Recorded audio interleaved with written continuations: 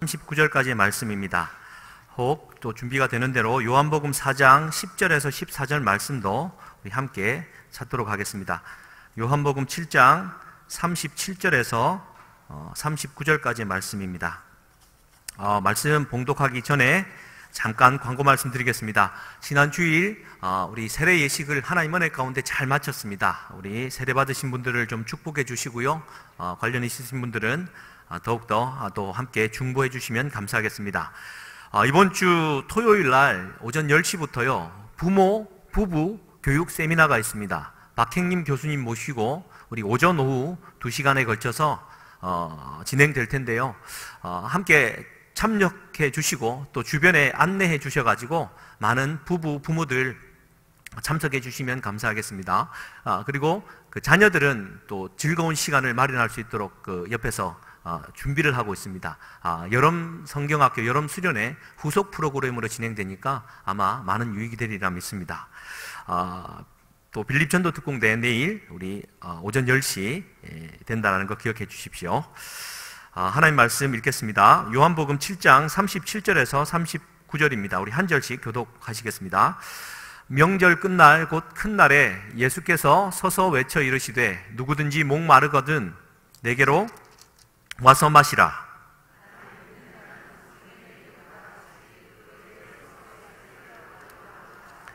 함께 읽겠습니다. 이는 그를 믿는 자들이 받을 성령을 가리켜 말씀하신 것이라. 예수께서 아직 영광을 받지 아니하셨으므로 성령이 아직 그들에게 계시지 아니하시더라. 아멘. 우리 요한복음 4장 우리 10절에서 14절까지 말씀도 한 절씩 교독하시겠습니다. 예수께서 대답하여 이르시되 내가 만일 하나님의 선물과 또 내게 물 좀 달라 하는 이가 누구인 줄 알았더라면 내가 그에게 구하였을 것이요 그가 생수를 내게 주었으리라.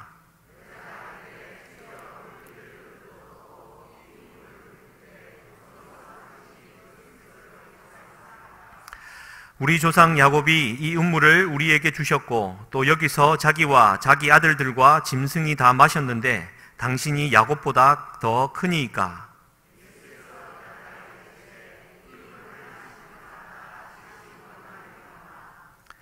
함께 읽겠습니다.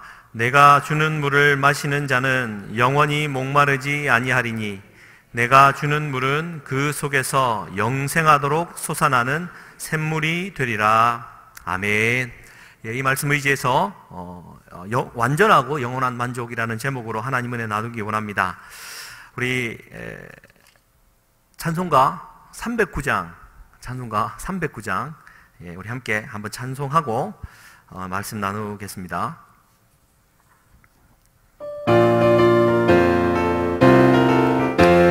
목마른 내 영혼 주가 이미 허락한 그 귀한 영생수 주여 갈망합니다. 그 약속 따라서 힘써 간구하오니 오늘 영행이 어서 들어주소서.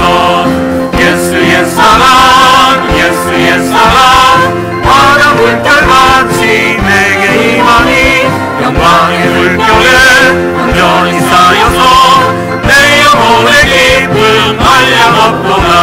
주 내게 약속한 금비 내려주시려 은혜의 저구름 건너편에 떠올라 그 귀한 징조가 내게 밟히 보이니 나 힘을 다하여 주께 간구합니다. 예수의 사랑 예수의 사랑 바다 물결같이 내게 임하니 영광의 물결에 완전히 쌓여서 내 영혼의 기쁨 한량없도다. 은혜의 소나비 지금 흡족히 내려 구원의 큰 강물 흘러 차고 넘쳐서 내 주한 모든 죄 모두 씻어버리니 나 지금 은혜를 충만하게 받았네. 예수의 사랑 예수의 사랑 바다 물결같이 내게 임하니 영광의 물결에 완전히 쌓여서 내 영혼의 기쁨 한량없도다. 내 차고 넘치는 주의 은혜의 물결 힘차게 흘려와 내게 만족합니다. 오 할렐루야로 주를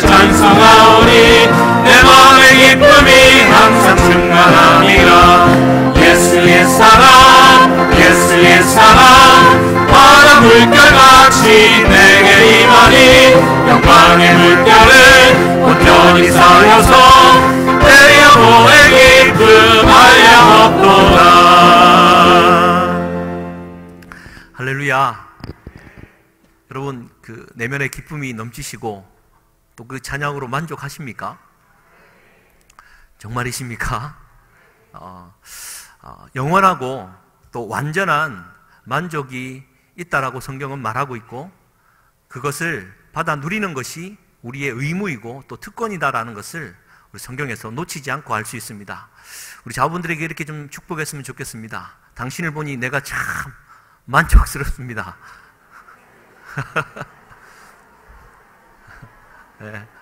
뭐 살짝 안 그러시면 당신을 보니 내가 참 불만족스럽습니다. 뭐 그럴 수도 있지 않겠습니까? 사람을 보고 세상을 볼 땐 만족함이 없었다 우리는 찬양을 하지요.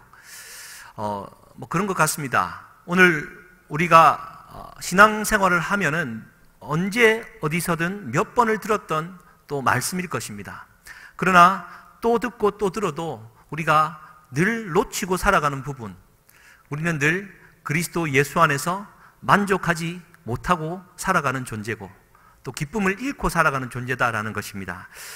특별히 오늘 말씀을 또 좀 준비하고 또 말씀을 증거하면서 그 제 마음 안에 참 그 기쁨과 만족감을 가지고 말씀을 나눌 수 있게 되어서 너무 감사합니다. 준비된 말씀과는 좀 틀어졌지만 그러나 이것 또한 성령님의 은혜인 줄 믿습니다. 오늘 말씀에는 그렇게 기록되어 있지 않습니까? 요한복음 4장에 사마리아 여인과의 대화를 기록하고 있습니다. 요한복음 4장 10절이죠. 이렇게 기록되어 있습니다. 10절에 내가 만일 하나님의 선물과 내게 물 좀 달라 하는 이가 누구인 줄 알았더라면 네가 그에게 구하였을 것이고 그가 생수를 내게 주었을 것이다. 우리가 마시는 물은 늘 우리를 다시 목마르게 한다는 뜻이죠. 뭐 누구나 알 수 있는 얘기입니다. 그런데 조금 더 깊이 생각하면 세상이 주는 만족감, 기쁨, 향락, 육체적인 기쁨, 그 순간적인 그 만족감들은 결국엔 다시 목마르게 되어 있더라라는 것.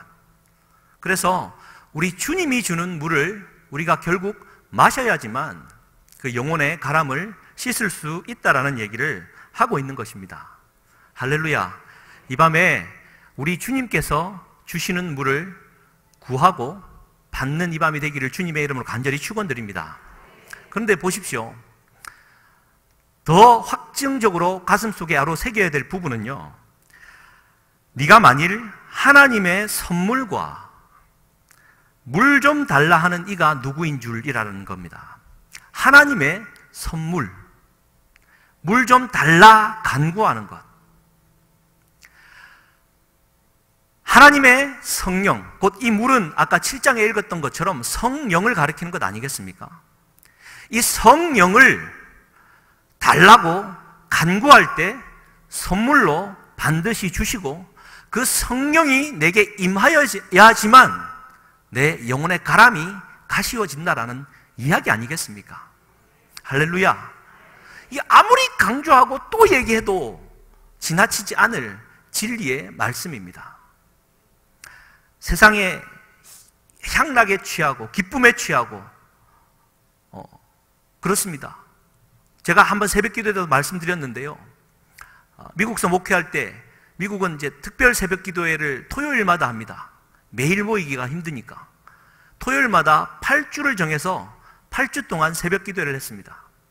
예배를 30분 드리고 빵과 커피를 준비해 와서 다과를 합니다. 예배를 30분 드리고 1시간 30분을 교제합니다. 교제하는 시간 동안 첫 출발은 어떻게 지냈느냐라는 말과 함께 시작을 하지만 결국 골프 얘기로 전화는 돌아가고 1시간 20분 이상을 골프 얘기만 하다가 돌아갑니다. 한 번은 제가 화제를 돌려보고자 다른 얘기로 돌렸지만 결국에는 다시 골프 얘기로 돌아왔습니다. 왜냐하면 내가 세상에 이 재미난 골프를 왜 이제야 배우게 됐나라는 고백, 자기 간증과 더불어 그게 세거든요. 하나님의 얘기가 들어갈 구석이 없습니다. 여러분, 근래에 어떤 생각을 갖고 있는지 서로 대화해보면 압니다. 그 사람이 무슨 얘기를 하느냐 딱 들어보면 이 사람은 그게 관심을 갖고 있고 성령보다 그게 앞섰구나 진단하면 100%일 겁니다. 우리도 마찬가지거든요. 막 바쁘게 살아가다 보면 막 그렇게 돼요. 그게 진리인 것처럼 살아가는데 결국 마음을 빼앗겨 버리고 결국 그 갈증을 느낄 육신의 물을 찾고 살아가고 있더라라는 것입니다. 할렐루야.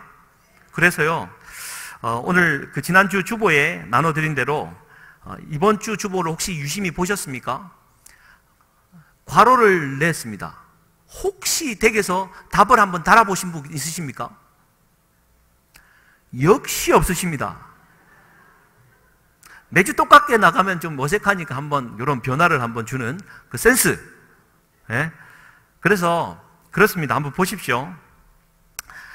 완전하고 영원한 만족은 이렇습니다라고 세 부분으로 나누어지는데요. 첫 번째는 주님께서 주시는 물은 요한복음 7장 37절에서 39절에 의하면 물은 곧 성령이다라는 것입니다. 지금 제가 방금 한 부분이 그 첫 번째 단락인데요. 성령을 구하는 자에게 선물로 주신다라는 이 평범한 진리를 오늘 이 저녁에 다시 한번 깨닫고 주님께 간구하는 저와 우리가 될 수 있기를 주님의 이름으로 간절히 축원드립니다. 그런데 또 한 가지 더 말씀드리고 싶은 것은 그 영혼의 가람을 만족시킬 수 있는 유일한 방법도 그 성령을 구하고 선물로 받는 방법 외에는 없다라는 사실입니다. 사랑하는 성도님들, 바쁘시죠? 그러리라 생각합니다. 또 지금 하고 있는 일이 그런 줄을 믿습니다. 저희 외할머니가 90세까지 시골에서 밭농사를 하셨습니다. 어떤 면에서는 외할머니의 우상과도 같은 것이죠. 힘이 안 닿으니까 자식들에게 전화해서 왜 안 도와주러 내려오느냐, 안 내려오느냐. 그러면 자식들은 또 미안해하고, 왜냐하면 또 오늘날 60, 70 되신 우리 권사님, 집사님들도 너무 바쁘지 않습니까? 옛날에는 그쯤 되면 시간이 있어서 교회 일을 열심히 할 수도 있는데 요즘은 교회 일을 한다고 하면 부담스러울 정도로 생활이 너무 바쁘지 않습니까? 그런데 오늘 이 밤에 우리 다시 한번 점검해 봤으면 좋겠습니다. 교회 일 열심히 하자라는 얘기가 아니라 지금 내가 바삐 살아가고 있는 이 삶의 속도가 과연 내가 원해서 가는 것인지, 세상 사람들이 다 바삐 달려가니까 나 또한 달려가지 않으면 불안하기에 휩쓸리듯 달려가고 있는 건 아닙니까? 그러다 보면요, 결국에는 이 사마리아 여인처럼 내 순간적인 목을 죽이고자 물을 찾게 되는 겁니다. 그런데 순간적으로 적시는 이 물을 자꾸 찾는다라는 것은 평범하지만 아주 악한 것입니다. 왜냐하면 영원한 만족을 줄 수 있는 성령의 생수를 구할 여지를 주지 않기 때문입니다. 기억하십시오. 지금 하나님을 향한 완전하고 영원한 만족을 줄 수 있는 성령을 구하고 계신지, 아니면 지금 당장 뭔가를 극복해내기 위하여 기도하고 부르짖고 그 순간적인 것을 극복하고자 노력하고 있는지 한번 잘 생각해보는 이 밤이 되었으면 좋겠습니다.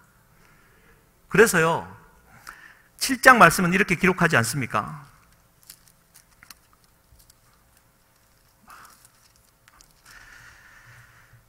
(37절이죠) 누구든지 목마르거든 내게로 와서 마셔라.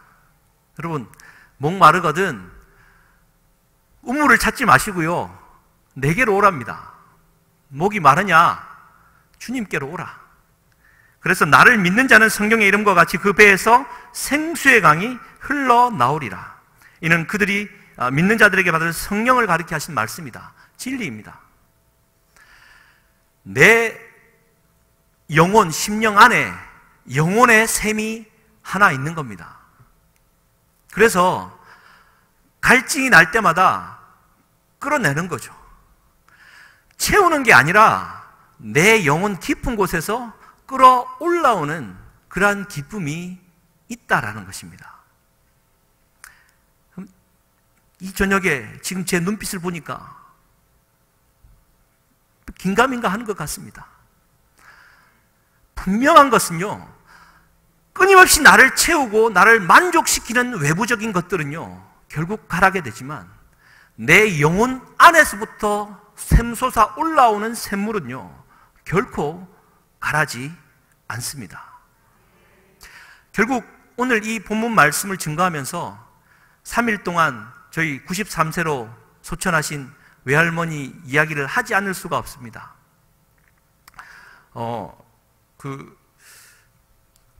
저희 외할머니는 저에게 있어서 좀 특별한 의미가 있습니다. 저는 초등학교 1학년 때 경상남도 남해군 남면 유구리 산 233번지 완전 깡촌에서 태어나서 어머니 그때 이촌향도 현상 가운데 진주로 유학을 떠납니다. 초등학교 1학년 때. 아무것도 의지할 수 없고 초등학교 3학년 된 누나와 초등학교 6학년 된 형 3남매가 초등학교 3학년 누나의 밥 짓고 빨래하는 가운데 3명이서 자취생활을 했던 겁니다. 기가 막힌 일을 지금 생각해보면 했는데, 그때마다 어머니 아버지 바쁘셨고 때마다 일마다 할머니가 올라오셔갖고 한 번씩 봐주셨습니다. 그러면 아무것도 모르는 저는 할매 100원만,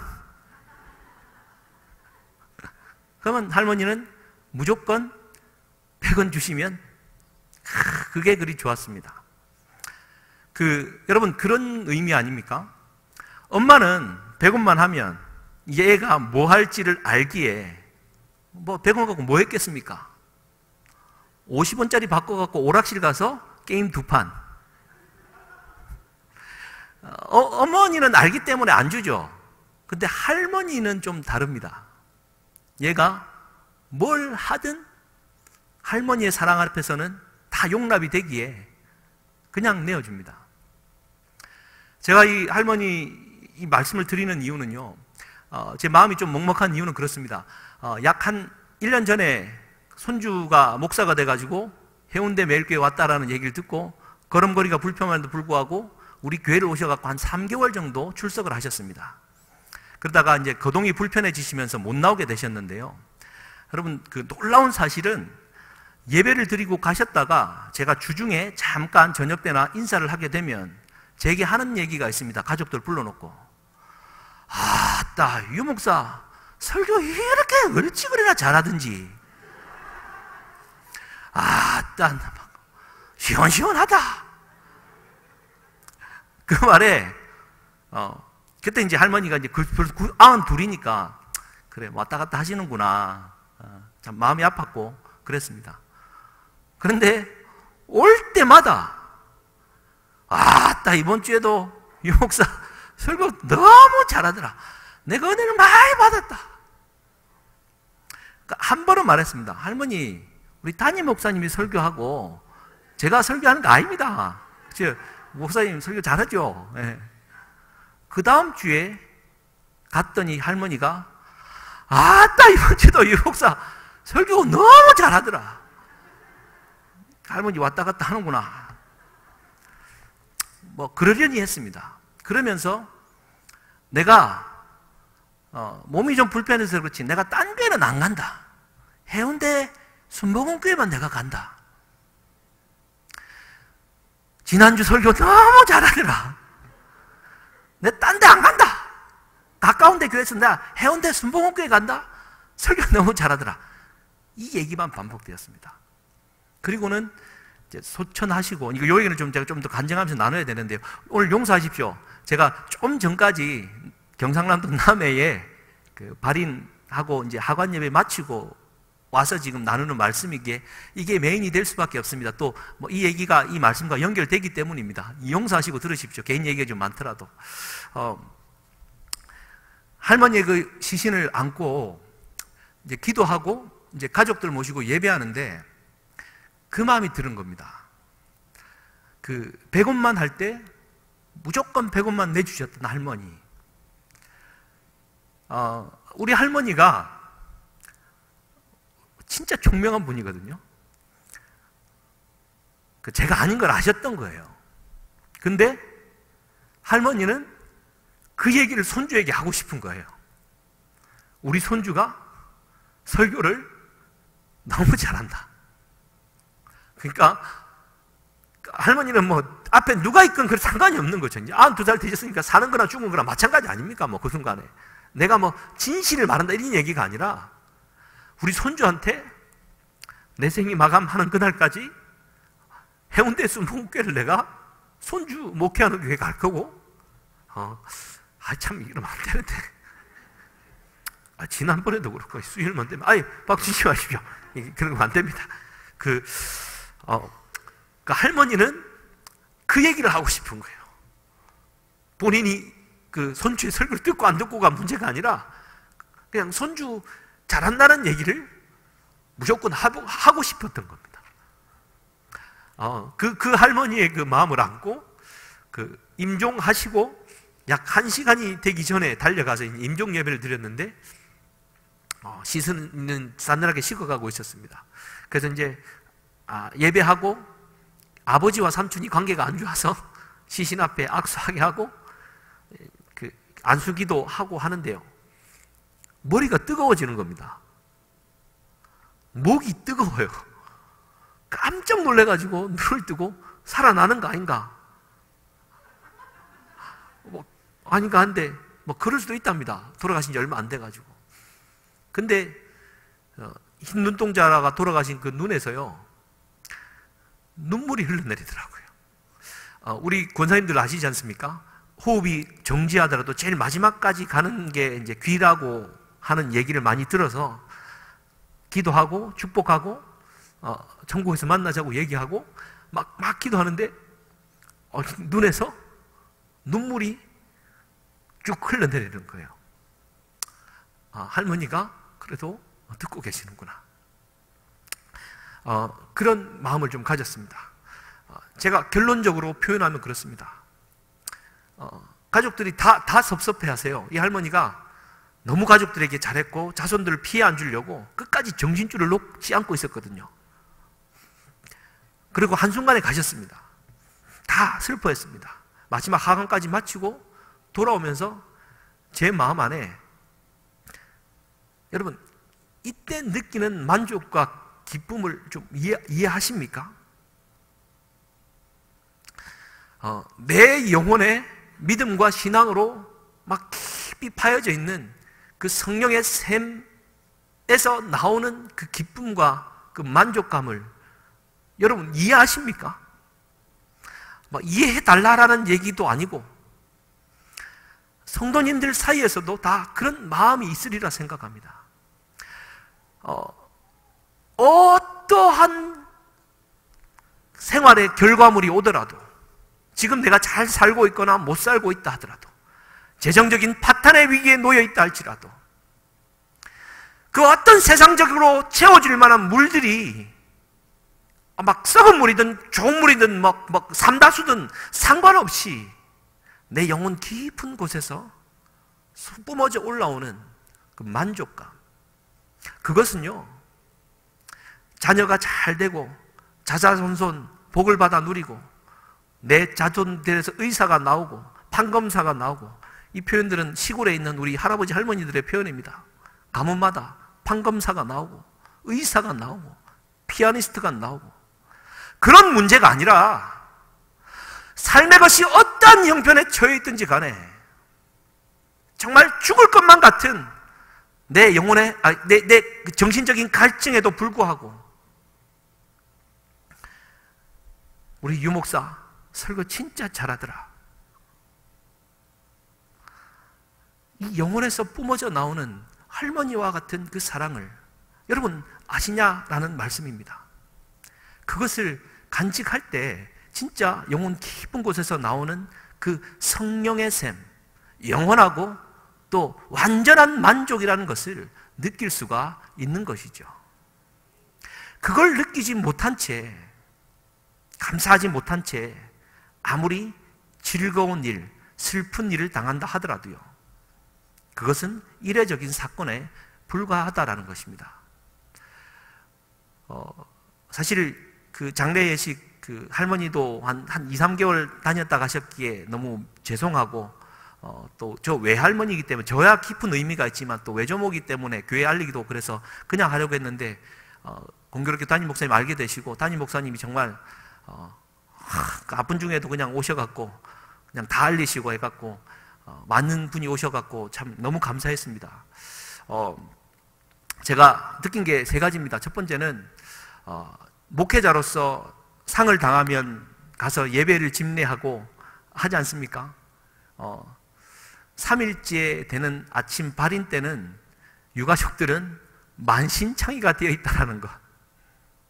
그때 설교를 길게 한다는 것은 영혼의 위로를 주는 게 아니라 일종의 언어의 폭력에 가깝다는 것. 제가 당사자가 되고 보니까 성도님들의 그 발걸음걸음이 얼마나 감사한지, 그걸 느끼게 되었습니다. 그래서 진짜 목회 열심히 해야 되겠다, 그런 마음을 정말 진심으로 느끼게 되었습니다. 또 공교롭게도 정말 3일간의 장례가 너무 아름답게 진행되었는데, 공교롭게도 우리 교회가 예배할 때 목사님이 설교를 시작하자마자 목소리를 듣고 저는 캐치했습니다. 저 이숙이 저럴 텐데 고함을 치면서 그만두라고. 다른 게 아니라 이제 상을 넘어다니는, 우리가 너무 많이 와가지고 좁은 공간에 상을 넘어다니는 사람을 보고는 이제 술 한잔 하시고는 이제 완전 정신줄을 놓으신 거죠. 이래서 이런 예배가 의미 있느냐 하면서 이제 고함을 친 건데, 나중에는 사과하고 했습니다. 그런데 성도님들, 그런 장면을 보여드렸다고 해서 저는 부끄러워하지 않습니다. 또한 여러분 양해를 구해 주십시오라고 말하지 않습니다. 여러분들이 책임지셔야죠. 감당하셔야죠. 우리 가정은 그런 가정입니다. 모이면 예배도 드리지만 술 먹고 깽판도 치는 가족들도 있습니다. 그렇지만 그 있는 그대로 받아들이고, 처음에는 그 사실을 제가 잘 받아들이지는 못하였습니다. 막 부끄럽기도 하고, 아니 오히려 신앙을 갖고 있는 제가 더 부끄러울 것도 같았어요. 그런데 여러분, 영혼의 깊은 곳에서 성령의 샘이 있다, 막 끊임없이 그 성령의 샘이 터져 올라오면요, 이숙이 술을 먹고 예배를 방해하든 널브러 주무시든 그게 아무렇지도 않더라는 겁니다. 그리고 또 그렇게 화해하고 믿음 안에서 찬송하면서 예배도 잘 드렸습니다. 내 영혼 깊은 곳에서 있지 않은 영혼의 샘이 없었다면 저 또한 그랬을 것 같습니다. 술 먹고 깽판 치고 밤새 그러다가 지금 이 자리에 앉아 예배 드리는 것이 도무지 이숙 무슨 상관이 있습니까? 라고 정죄했었을 때도 있었습니다. 그런데 그 자체가 그리스도의 사랑을 이길 수가 없고 덮을 수가 있다라는 것이죠. 여러분, 영원하고 완전한 만족이다라는 것은요, 외부로부터 주어지거나 외부로부터 막는다고 하여 없어지거나 채워지는 게 결코 아니라 내 영혼 안에서 끊임없이 올라오는 것이다라는 것이죠. 할렐루야. 그런데 보십시오. 예수님께서도 요한복음 19장에 의하면 십자가상에서 가상칠언을 하지 않습니까? 6번째죠. 내가 목마르다. 마지막 내 영혼을 주님께 의탁합니다라는 말씀을 하기 전에 내가 목마르다라고 말씀합니다. 여러분, 누구나 이해할 수 있죠. 이 내가 목마르다라는 말을 사마리아 여인처럼 육신의 물로만 이해한다면, 그렇지, 십자가에서 얼마나 목이 마르셨을까. 저희 외할머니도 공교롭게도 소천하시기 2시간 전에, 아니 그 전날, 그러니까 가족들이 보고 갈 때 막내 이모님에게 말했답니다. 목이 마르니 물 좀 주라. 그 이모님은 그동안 불효의 불효를 거듭하다가 마지막에 그 물 한 모금 빨대로 먹인 것 때문에 자유함을 누렸다라고 고백을 하는데, 이 설교를 듣고 계십니까? 주님의 이름으로 축복합니다. 그런데 그렇게 이해하면요, 마지막 순간에 그렇지, 목이 마르지, 얼마나 목이 탈까 이해하지만, 인류의 죄를 위하여 십자가를 지셔야만 했던 예수님께서 헌신의 힘을 당하여 앞에 5마디까지 하고 더 힘이 없을 그때에 내가 목마르다 말씀하셨습니다. 왜 그렇습니까? 영적인 의미로 읽어낸다면 우리는 누구나 목마를 수밖에 없다라는 겁니다. 육신의 힘으로 살아간다면, 네가 가진 목표를 향해 달려나간다 하더라도 결국에는 목마를 수밖에 없다. 그래서 정말 성경의 이름 그대로요, 해면에 신 포도주를 적셔서 예수님 입에 대었더니 예수님이 먹었습니까? 안 먹었습니까? 설이 많습니다. 드셨다. 1번 드셨다. 2번 드시다가 뱉었다. 3번 입에도 안 댔다. 4번 모르겠다. 몇 번입니까?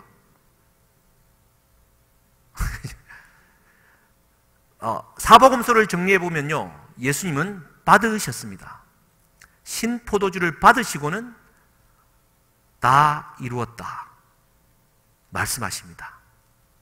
여러분, 내가 목이 마르고 신포도주를 입에 적신 이후에 다 이루었다 말씀하신 이유가 무엇이겠습니까? 누구나 목마를 수 있지만 그 목은 세상이 주는 물로 적셔서 없앨 수 있는 게 아니라 신포도주. 여러분, 이건 좀 해석의 여지가 있습니다. 너무 이거 알레고리컬하게 해석해서는 안 되지만, 신포도주의 의미는 에스겔서 말씀이나 시편 말씀에 의하면 이것은 분명히 회개입니다. 회개. 회개라는 말은 무엇입니까? 내 죄를 고백하는 거요, 그는 2차원적인 얘기입니다. 2차원적이라는 말은 그렇습니다. 하여튼 부차적인 의미이고요, 더 본질은 너희가 육의 것에 눈에 보이는 물을 가지고 자꾸 적시는 그 육신의 삶을 벗어버리고 영적인 일을 사모하라.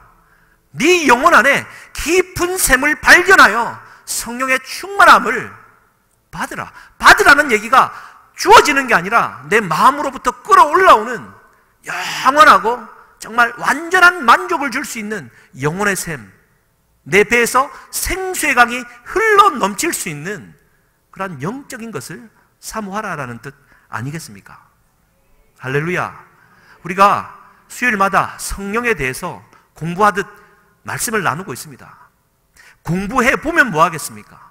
말씀을 자꾸 찾고 깨달아 보면 뭐 하겠습니까?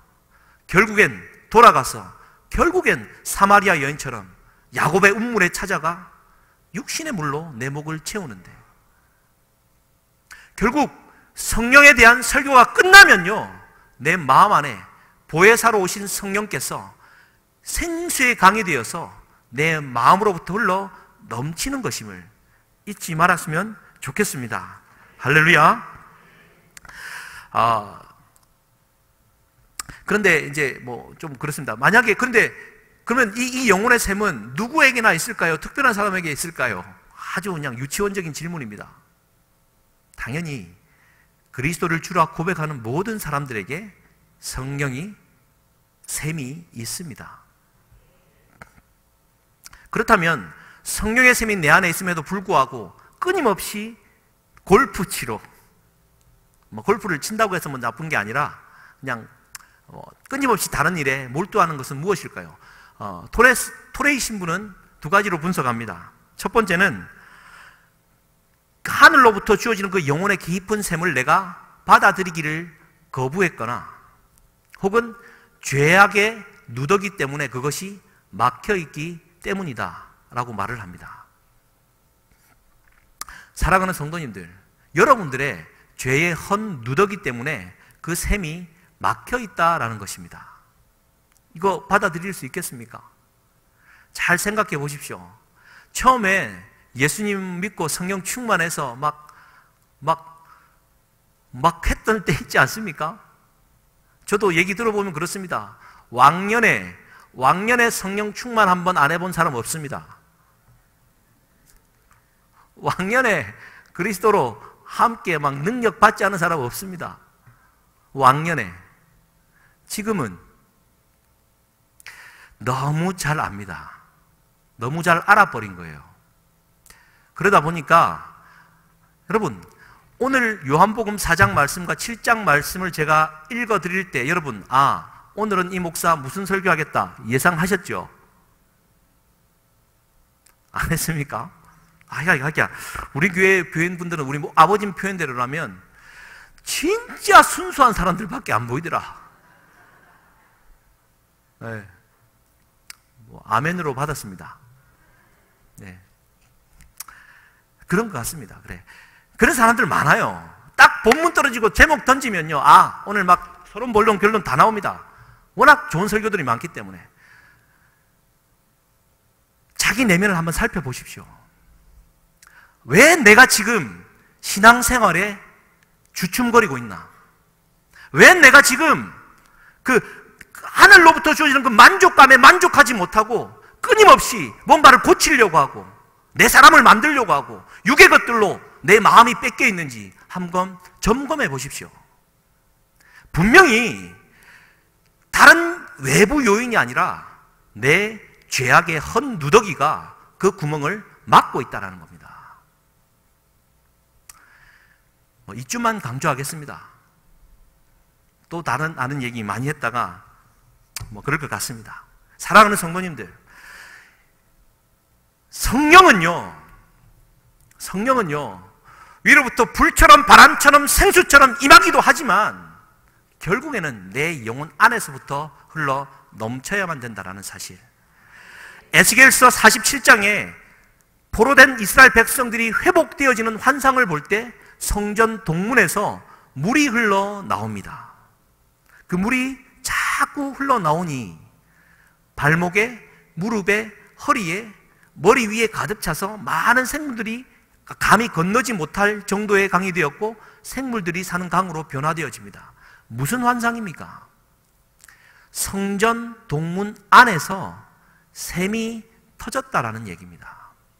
성전은 무엇을 가리킵니까?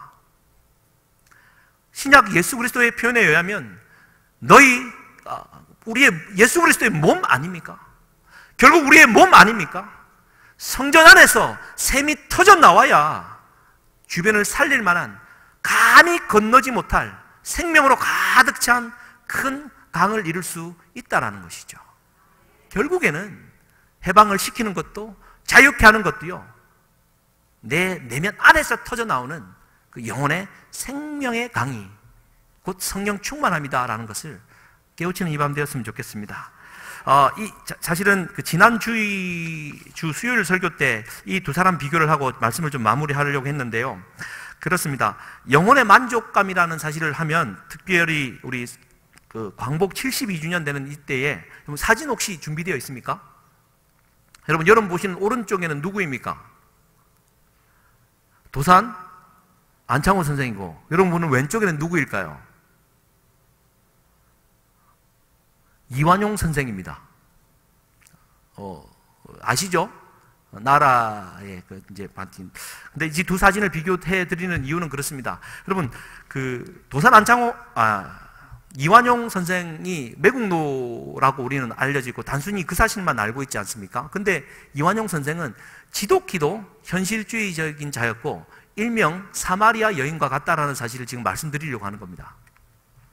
1858년도에 태어나서 6살 때 소학을 떼고, 천자문을 떼고 8살 때 소학을 뗀 천재 중에 천재였습니다. 그러니까 가문에서 얘를 장손으로 입양을 한 겁니다. 워낙 똑똑하니까. 그래서 고종 황제 아래서 25살 때 과거 급제를 하고 급속도로 정삼품 벼슬길에 오릅니다.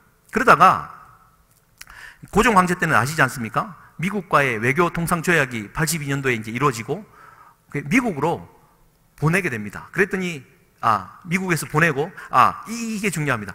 고종 황제가 1886년도에 그 광화문 안에 유경 공원을 세웁니다. 영어 몰입식 교육을 하는데 그때 선교사로 파송받았던 알렌 선교사와 헐버트 선교사의 첫 제자가 됩니다. 그러니까 기독교적인 가치관이 그에게 전해졌죠. 그리고는 미국으로 진출하여서 미 대사관으로 2년 동안 있으면서 미국의 신식 문물을 습득하면서 이 사람은 친미파가 되었습니다. 그러다가 여러분 저기 또 졸지 마시고 들으십시오. 역사 얘기한다고 우리의 역사입니다. 저기 가나 가봉 나라의 역사가 아니라 우리의 역사입니다. 1895년도에 94년도에 청일전쟁이 일어나지 않습니까? 청일전쟁이 일어나는데 그때 일본이 청나라를 이깁니다. 그리고는 우리 명성황후를 죽이는 을미사변이 일어납니다. 그때 이 이완용이가 고종 황제를 어디로 피신을 시킵니까?